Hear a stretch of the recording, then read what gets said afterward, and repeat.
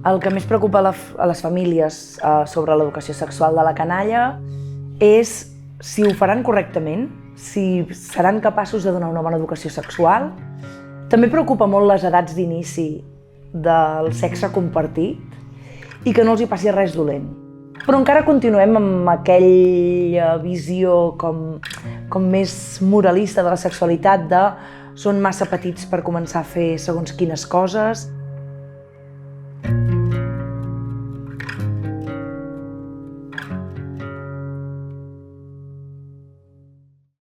Moltes famílies pregunten a partir de quin moment s'ha de fer educació sexual i no hi ha un moment, és a dir, l'educació sexual es fa des del minut menys 1, dic jo, no?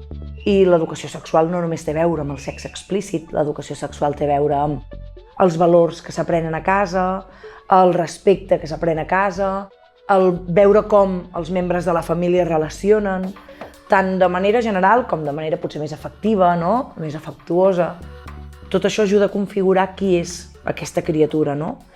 I com que en el fons la sexualitat és com es desplega tot això en l'àrea de la sexualitat, l'educació sexual comença des d'abans de néixer, no? Venim de les generacions del silenci absolut. Després sembla que vam passar a una xerrada sobre educació sexual. Vine, seu, xerrem i t'explico com si amb una xerrada d'una hora es pogués resoldre tot.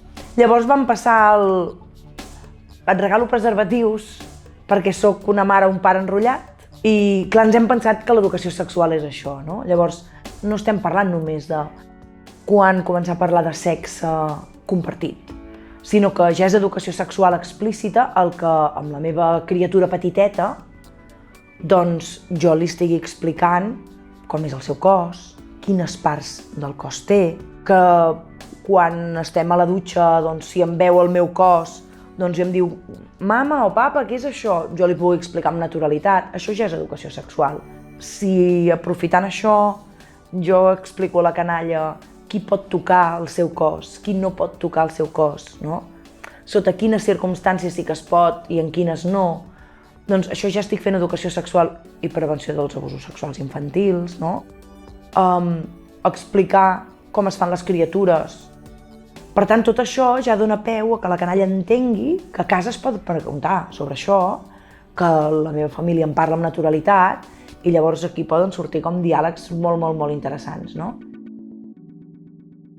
Si són adolescents ja, és aquest mai és tard, molt millor poder començar a iniciar debats, converses que puguin ser interessants, potser no directament amb un vine, carinyo, que parlarem de relacions sexuals compartides o de si tens parella o de si ja has tingut o ja has fet alguna cosa, no entraria gens ni mica per aquí perquè és entrar de cara a barraca a la seva intimitat i tenen dret a la seva intimitat, però sí que crec que podem aprofitar i amb les sèries que estem mirant, les notícies que tenim al voltant, doncs començar a obrir debats, no? Sobre les coses que passen, sobre què en pensen, no? Entendre que la sexualitat forma part de la nostra vida, que és algo meravellós que tenim, que no només és la conducta sexual que tenim, sinó que també és per qui sentim atracció, quina identitat de gènere tenim, com ens expressem, com és el nostre cos, com el vivim, com ens agrada o no, com ens respectem, que per mi aquest és el pack gros i a dins hi van les coses explícites de sexualitat. Si entenem una mica això, jo crec que la sexualitat es pot aprendre a viure amb molta més naturalitat. Entenc que és difícil perquè venim d'un pòsit moralista judeocristià molt gros, però mica en mica ho podem anar aconseguint, no?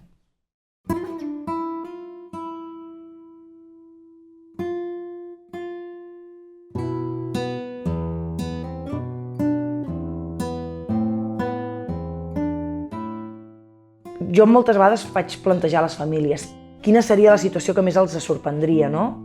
I algú pot pensar, doncs no sé, trobar-te els teus fills enrotllant-se amb algú, trobar preservatius en una bossa, que una criatura t'arribi embarassada o que hagi deixat embarassada algú altre, no? Que hagi pillat una ITS, que descobreixis que té relacions sexuals abans del que tu havies previst, o més gent de la que tu havies previst, o una orientació sexual que no t'esperaves, o no sé, moltes coses d'aquestes, no? Però també ens podem trobar que ens vinguin i que ens expliquin que han patit alguna situació d'abús o d'agressió sexual, no? O que estan vivint una situació de patiment perquè doncs potser s'estan qüestionant la seva identitat de gènere, moltes coses, no? Jo a vegades no m'atreveixo tant a dir què fer, sinó que tinc molt clar què els dic que no han de fer. Venim d'uns anys on qualsevol situació inesperada sobre sexualitat implicava càstigs, implicava bronques, i això no és una resposta que sigui positiva per la sexualitat, de fet no la és per gairebé res. Llavors nosaltres hem d'intentar, com a pares, mares, intentar tenir una resposta d'ajuda. Per tant, calma, escoltar. Les famílies no sempre hem de tenir la resposta per tot, sinó que en algun moment jo puc dir, ostres, vale, això ara m'ha enganxat, que no m'ho esperava, parlem-ne. Llavors, per això sempre dic que les famílies han de treballar primer els seus temes, perquè la canalla vindrà amb tot això, no? Si és una situació que el que necessites és més informació, informa't i aprèn. Si és una situació que necessita remei, anem a mirar quines opcions tenim, no? I si és una situació que implica un dany, anem a protegir aquesta persona, no? I això potser és com el més important perquè nosaltres som un dels puntals principals de la nostra canalla i hem d'estar a l'alçada, no els hi podem fallar. Llavors, no serveix de res una bronca, el que hem de donar és molt de suport, ens diguin el que ens diguin.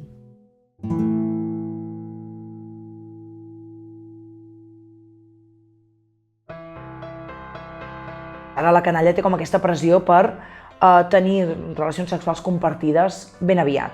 Passar a l'institut 2 anys abans fa que també un adolescent es visualitzi com més gran i hem de ser conscients d'això. Per tant, també té lògica que certes coses les comencin a fer abans. Si els preparem per la secundària abans, també voldran fer aquelles coses que la gent feia abans a la secundària, doncs abans, està clar, no? I ens estem trobant que amb 12, 13, 14 anys ja estan iniciant joc sexual compartit. Ens podem escandalitzar o podem prendre consciència, assumir-ho i deixar clar una altra vegada que nosaltres som el puntal d'aquesta canalla i que si tenen problemes, dificultats, dubtes, ens poden demanar. Però per això hi ha d'haver tota una feina prèvia, no?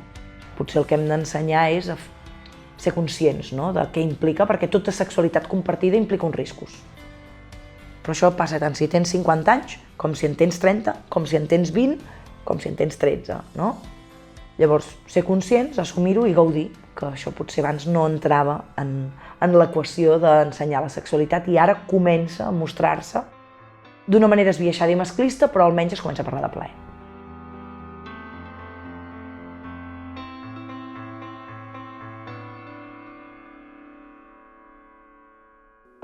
Clar, els professionals ens preocupen alguns temes que jo, parlant amb les companyes amb les que treballem, veiem que sovint la gent focalitza molt en allò explícitament sexual i s'oblida que en el fons potser és més important que ensenyem a la canalla a tenir un bon nivell d'autoestima, per exemple. Perquè si jo tinc un bon nivell d'autoestima i valoro els altres, així com de manera molt resumida, quan algú em proposi alguna cosa que jo no vulgui, potser tindré en compte si això és bo per mi o no. Quan jo proposi alguna cosa a una altra persona, si veig que l'altra persona no vol, doncs jo també ho respectaré i això és molt important, no? En el fons, la sexualitat va de respecte, d'autorespecte i de respecte cap a les altres persones, no? També em preocupa que, en el fons, la canalla entén que la part més explícita de la sexualitat funciona d'una manera que és molt distorsionada de la realitat, perquè els referents que tenen ara mateix són extremadament ficticis i es pensen que són reals, no?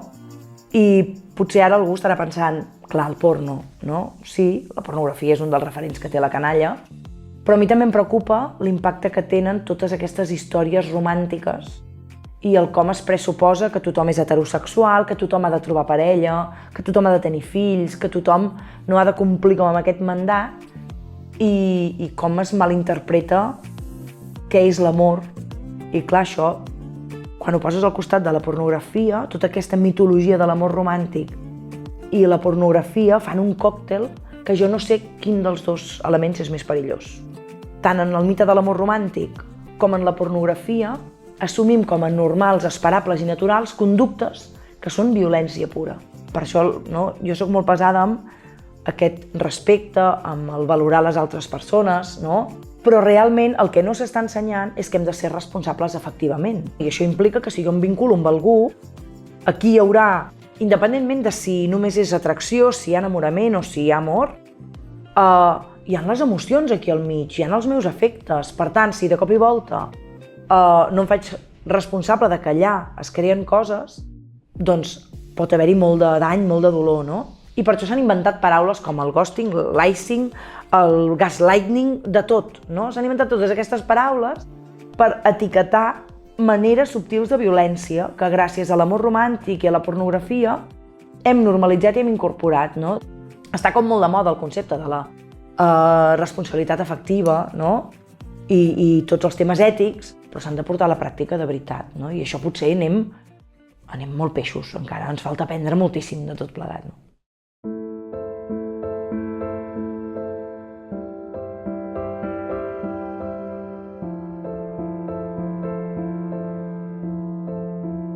Potser veiem un canvi amb el discurs que teníem fins ara, que era únicament del discurs de la por, que a més sobretot rebíem les dones, que és el vigila per on vas, vigila amb qui vas, vigila què fas. La nostra sexualitat només s'enfocava per aquí des del vigila, perquè et pot passar alguna cosa, no? El vigila, no et quedis embarassada, vigila, no deixis embarassada, vigila, vigila, vigila. I ara sí que estem començant a incorporar com una dinàmica que encara falta polir-la molt, no? Però sí que s'incorpora el plaer, sí que des dels feminismes doncs, estem fent molta feina per parlar de sexualitat femenina i de les altres sexualitats masculines i de les altres masculinitats que sempre han existit. Sí que és cert que quan anem a escoles, no, instituts, veiem que ha calat més el discurs, no, en el que som més respectuosos i més inclusives amb les diversitats, no, amb el poder expressar la nostra sexualitat d'una manera una mica més lliure, però si no treballem de base els prejudicis que tenim, el racisme que tenim, el classisme, no? El capacitisme i moltes idees preconcebudes sobre el col·lectiu LGTBI, sobre les dones, si no ho treballem tot, encara anirem coixos i hi haurà com aparentment més llibertat, però realment encara anirem una mica peixos. Per tant, encara ens falta com anar polint aquesta roda, no? Sí.